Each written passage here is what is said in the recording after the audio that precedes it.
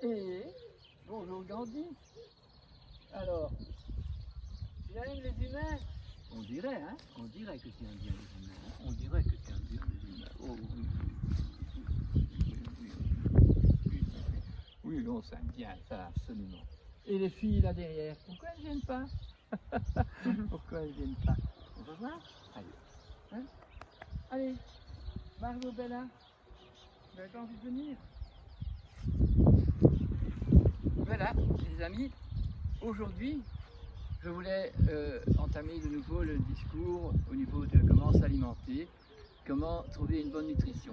Alors, vous voyez, nous sommes ici chez l'animal qui s'appelle la vache ou le taureau, qui sont au fait le début de la possibilité de l'humain sur la terre d'avoir une ferme, puisqu'il fallait de l'herbe. Vous avez compris, dans le monde sauvage, dans la jungle, avant que l'homme était sur terre, c'était là que se passait la référence de la vie. Eh bien, nous avons un ciel. Nous avons pris par l'arrière. Nous avons donc dans la jungle, le ciel n'existe pas, puisqu'il y a des grands arbres et c'est vert. Et quand c'est vert en haut, et pas bleu comme ici, nous avons en bas pas de vert. Quand c'est bleu, on risque d'avoir de la verdure. Et alors la vache, qui est le vrai herbivore, parce que vous savez que le cheval est un rongeur dans la forêt, et qui aime bien sûr avoir le foie gras de l'herbe, mais ce n'est pas tellement bon pour lui. Mais donc, dès que nous avons eu les sangliers qui ont fait des clairières en laissant tomber les arbres, eh bien nous avons pu avoir de l'herbe, et quand nous avions de l'herbe, nous avons pu faire la fermette, avec principalement la vache qui donne le meilleur fumier, bien sûr. On leur donne une bonne étable sur de la paille, avec le fait que le corps de tous les mammifères sépare le liquide du solide dans les excréments et dans les urines. Mais donc ce travail est un besoin nécessaire pour augmenter la fertilité de tout. Le fumier est donc un facteur très important pour la continuité et le recyclage dans la vie. Ce qui aujourd'hui est hélas une des raisons pourquoi tout va mal, c'est que nous ne trouvons plus de fumier. Évidemment, nous avons la permaculture qui nous permet de sauver la problématique, mais ce n'est pas encore, c'est une nécessité, c'est donc un besoin, étant donné que l'agriculture est depuis trop longtemps tout à fait néfaste, avec tout le retournement de la terre en mettant dedans, pas du fumier, mais des produits tout à fait chimiques, et qui sont donc toxiques et qui ont amené que toute notre alimentation aujourd'hui est dangereuse pour la santé, de toute façon. Donc on a compris, on a besoin de l'herbe. Pour avoir de l'herbe, on n'a pas besoin d'arbres au-dessus de nous, on a besoin des arbres qui nous permettent d'avoir de l'ombre pour les animaux, mais on a fait des étables, des écuries, des chèvreries, des endroits pour le poulailler. Donc tout a dû être construit, mais la base d'une bonne petite ferme, c'est quand même l'herbe. Et là, alors, c'est la vache et le taureau qui sont nécessaires dans l'environnement. Et non pas que eux, nous devons avoir plein d'autres animaux qui participent à la solidarité et de la santé de nos aliments agricoles. Donc, plus les animaux sont en communication avec d'autres animaux, plus ils savent se déployer et avoir une résistance, et ils attrapent aussi une possibilité de pouvoir se défendre dans la vie, avec donc l'immunité est d'autant plus grande quand on a plusieurs animaux ensemble, et surtout si nous pouvons gérer les deux sexes, qui est des mâles et des femelles, et pas simplement des endroits où on n'a que des veaux, ou que des vaches, ou que des taureaux, ou que des taureaux castrés. Vous savez aussi qu'il ne faut pas oublier que nos ancêtres pouvaient employer le taureau et le bœuf pour tirer la charrue. Il n'y avait pas que le cheval qui était capable de faire ça.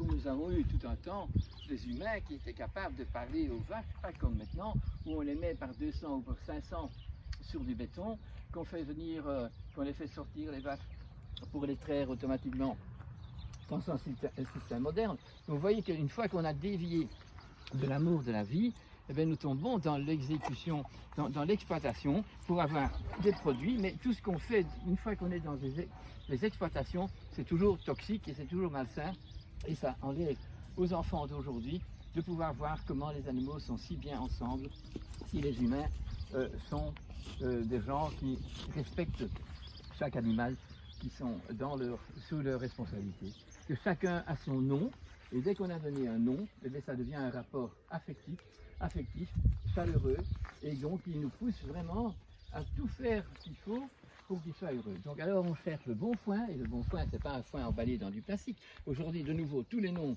sont abandonnés. On appelle foin un produit qui n'a plus rien à voir avec du foin, puisque le foin doit être pris quand il fait chaud, quand il fait sec, quand toutes les herbes sont en maturité, qu'il y a toutes les semences qui y sont présentes. On ne peut pas les comprimer de trop, il faut qu'il y reste de l'air, et alors on doit les mettre dans des greniers qui sont faits pas sur du béton, qui ne sont pas des isolations, qui permettent toujours d'avoir de l'air. Et maintenant, voilà qu'on appelle foin un produit qui s'appelle du préfanier, qui est de l'ensilage, qui est enfermé dans du plastique. De nouveau, le plastique est venu sur terre. Et vous voyez, quand vous emballez tout le foin qui avant était mis en petits ballots et qu'on avait mettre dans un grenier qui était tout à fait tellurique avec donc toute la...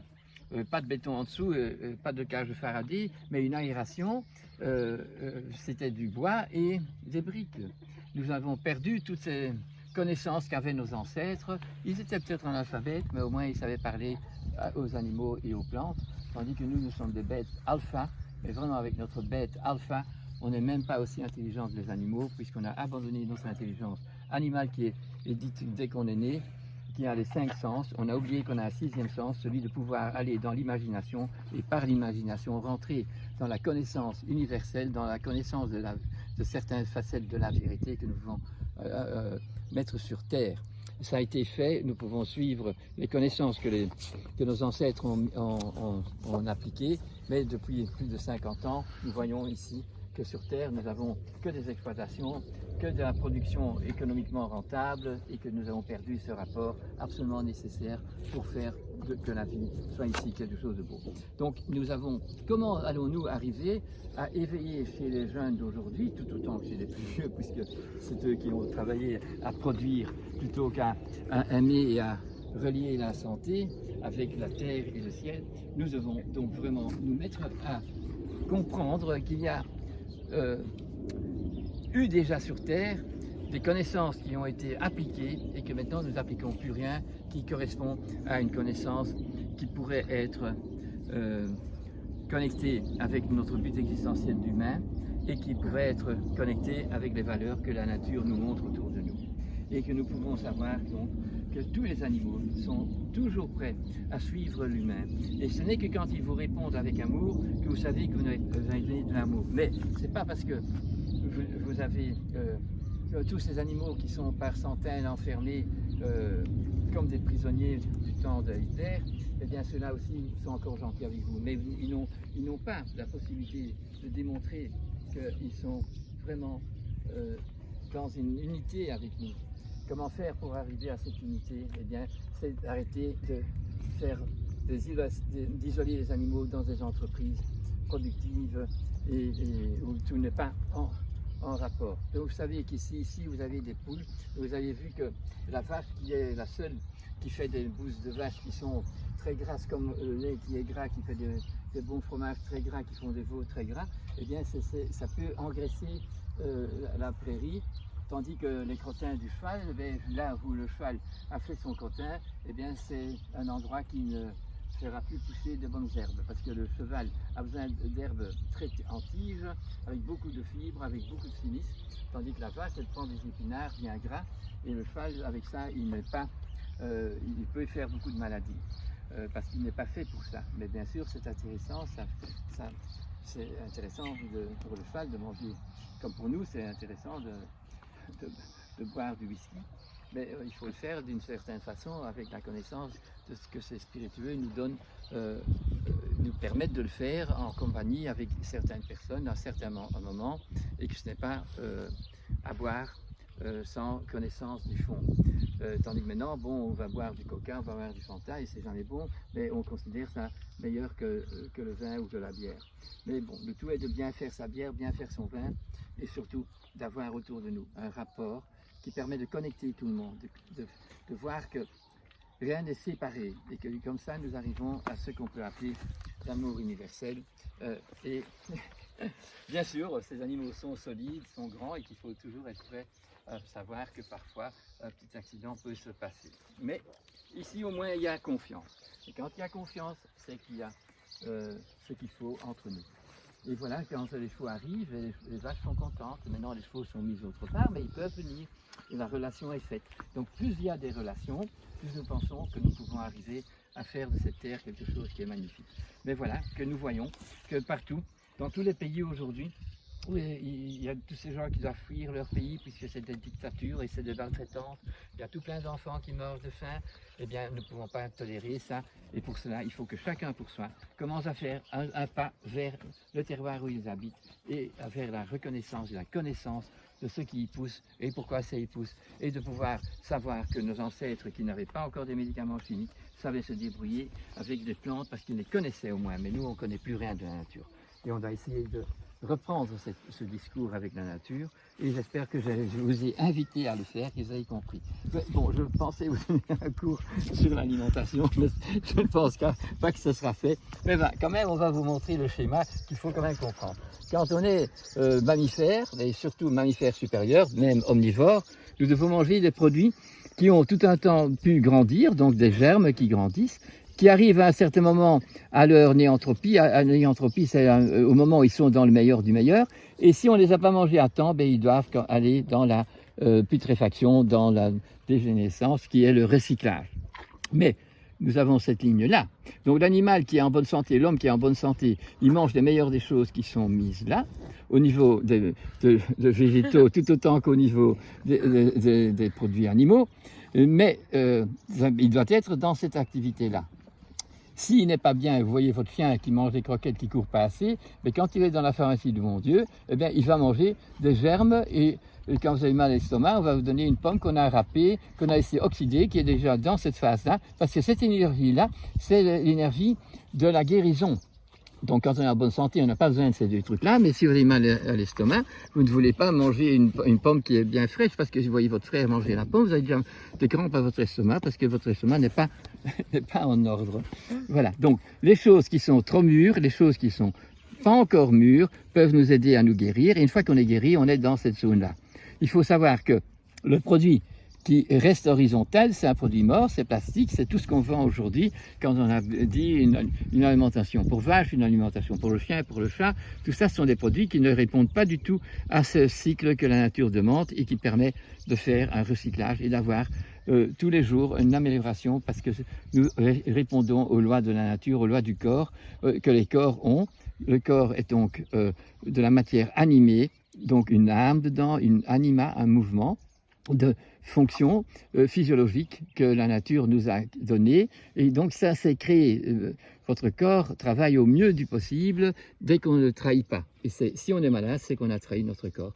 Si on sait que ça devient des maladies assez épidémiques comme l'Alzheimer, comme toutes les maladies qui arrivent aujourd'hui en vieillissant, mais ça veut dire que depuis longtemps, la planète ne se soigne pas parce que l'homme n'est pas un amoureux de la nature et n'est pas préparé et ne veut surtout pas s'investir pour faire les choses comme il faut, mais il veut les faciliter et il veut avoir beaucoup d'argent et n'importe quoi pour ne pas devoir faire les efforts qu'il faut. Donc si on n'a pas un amour pour la vie, si on n'est pas heureux de vivre, si on n'a pas la gratitude d'être vivant, on ne sait pas rentrer dans le travail que nous devons faire aujourd'hui. Et si on ne voit pas que depuis plus de 50 ans, on ne fait plus des choses avec amour, eh bien, on ne sait pas sortir du problème. Alors, soyons très clairs dans ce qu'on voit. Nous voyons que la science doit être faite avec conscience et que ce ne sont pas des inventions, que ce sont des découvertes de comment faire pour faire bien. Une fois qu'on a une invention, elle est déjà projetée dans le but de pouvoir avoir des vaches qui n'ont pas de cornes, parce qu'avec les cornes, c'est dangereux. Bien sûr, quand elles sont malheureuses, qu'elles peuvent faire du mal avec les cornes. Mais les cornes sont absolument nécessaires pour leur connexion avec la terre. Ce n'est pas pour rien que ça existe. Et ainsi, aujourd'hui, on invente n'importe quoi pour ne pas devoir faire ce qu'il faut faire. Alors, si vous voulez des frites, allez chercher des bonnes pommes de terre et épluchez-les. Et alors, vous aurez de bonnes frites. Si vous les achetez de Monsanto et qui sont déjà dans un congélateur, ben vous n'achetez pas des choses qui sont honorables pour votre corps. C'est que vous ne respectez pas votre corps, ni ceux de vos enfants et ceux de vos animaux. Donc, soyons amoureux de ce qui est beau. Et j'espère que je vous ai contaminé de ça plutôt que de tout ce qu'on nous contamine aujourd'hui. Et j'ai pas mis de masque, hein. parce qu'on ne va pas faire de mascarade aujourd'hui, on va être franc et vous montrer avec votre expression que vous aimez ce que vous faites et que vous voulez faire ça de mieux en mieux. Merci beaucoup.